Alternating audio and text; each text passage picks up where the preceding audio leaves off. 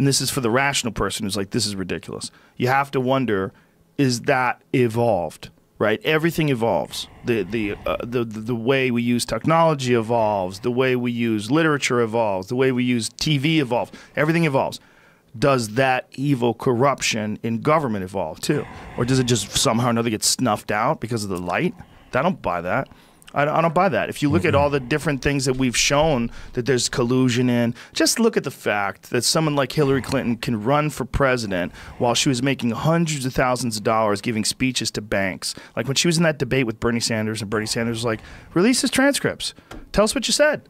Tell us what you said to those nice banker people that gave you $500,000 or whatever the fuck they gave you. Yeah. Like, that's insane. To think that someone was like, listen, dude, she is so fucking entertaining. We're going to give her $250,000 for an hour. It's worth it. Trust me, I know we're in the banking business, and I know we make money with money. You know, I mean, we're all about money. We know the value of money. We're in the banking business.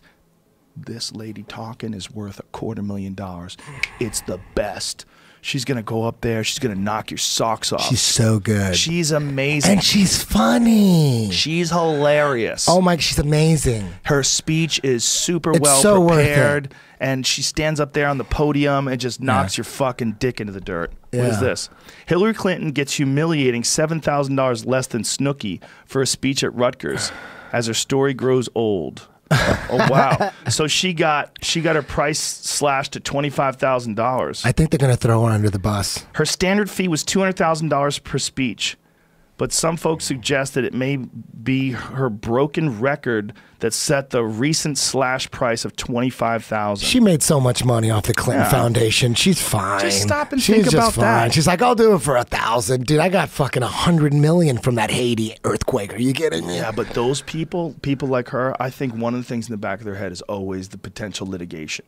I think they always want to stockpile legal funds because someone could always come after them. Yeah, if you stop plus and they think get about used to it. They're like, damn. They're like, you know, if you had $100 million and now you have, you know, $75 million, you're like, oh my god, get down to 50. Yeah, I got to take some odd jobs and shit.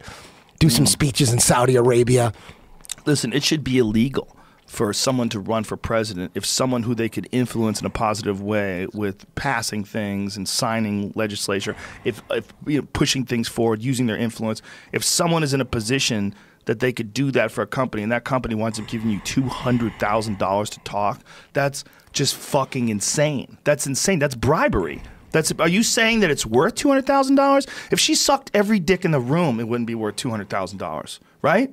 There's no way. Who's going to pay $1,000 for a Hillary Clinton blowjob other than for the story?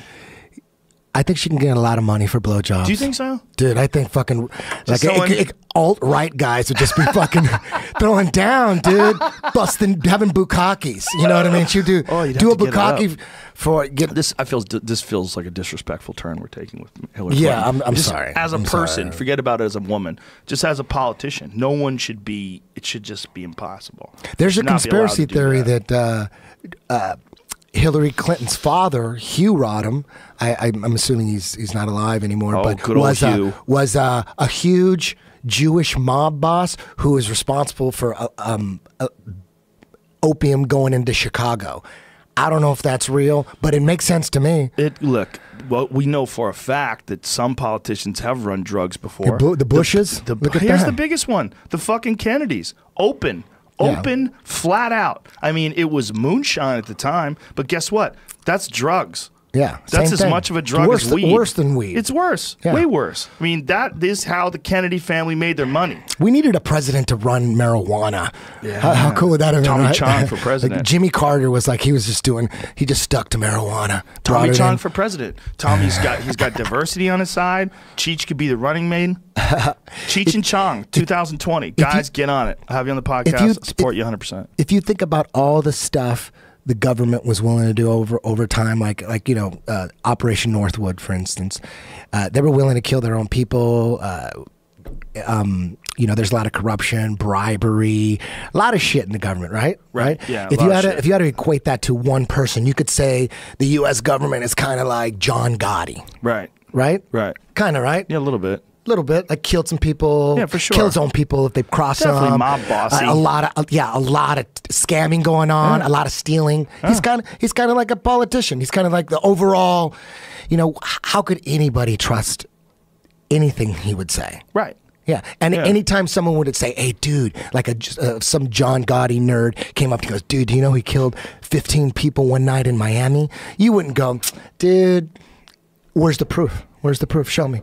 You wouldn't say that. You would go, you believe it. And even if it wasn't true, he's like, he's still a douchebag. He's still a criminal. He's still killing people. So, yeah, you were wrong about that. I was actually, traficante, and it wasn't, but still, you know what I mean? Yeah. People just naturally, when it comes to the government, they know how corrupt they are. They know that they're willing to kill their own people. They know that the politicians aren't waking up going, how am I going to make everyone's lives better? So all those speeches you hear, them trying to like help, they're not thinking about helping. They're thinking about keeping their power. They're criminals. That's what's going on. So, well, they're in a business, and this business has criminal rules. Yeah. They've allowed them to have these criminal rules. It's all about how can every politician, they're all trying to get a hold of that tax money. Oh, that's the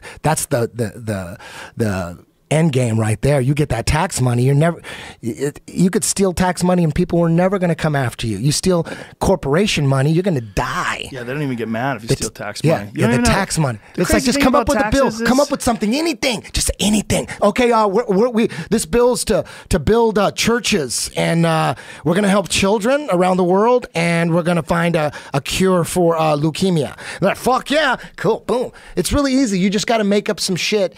You got to pretend that you're going to help people. Oh, this one's the Affordable Housing Act. Yeah. We're going to help out poor people. Like that politician's really trying to help. What they're trying to do is rip off tax money. That's it. It's all. Well, they're allocate it, move it to the people that they want to have it to. Yeah, it's a dirty business. I'm hoping that changes in the future.